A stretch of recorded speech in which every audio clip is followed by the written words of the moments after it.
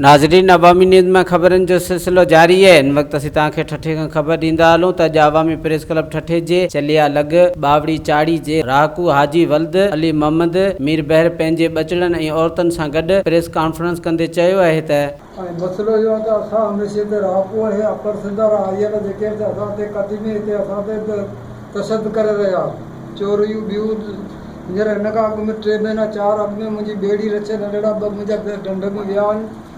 उन्हनि खे धकणी केराए पाणीअ में कोई बेड़ी रचे खणी विया वरी कूड़ी पहिरियों मुंहिंजे मथां कटियो जंहिंजो मुंहुं फिरियाद दाख़िल कयो त बशीर मला जेको उहो मुंहिंजो दाख़िल न कयो। उन खां पोइ उहो बदिली थी वियो। उन खां पोइ आयो आहे वरी एसे जो ॿारनि उनखे दरख़्वास्त सेशन कोर्ट जे ऑर्डर खणी वियो। उनजो भाउ तूं फ़ैसिलो छो नथो करे? बाबा आउं फ़ैसिलो करण लाइ तयारु आहे। मुंहिंजो केर बि फ़ैसिलो करे मुंहिंजे बेड़ियूं रछ मुंहिंजा विया आहिनि। सुतो पियो पंहिंजे घर में जेको हलां करे उहे ई बाड़ू साॻी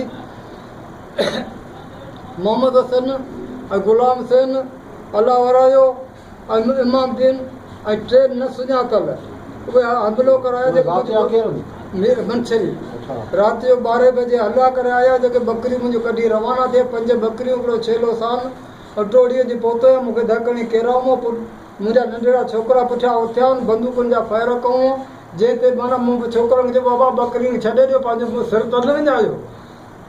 थाणे ते इहो ई आहे। थाणे वारनि अॼु ताईं कुझु न गिरफ़्तारी कई आहे।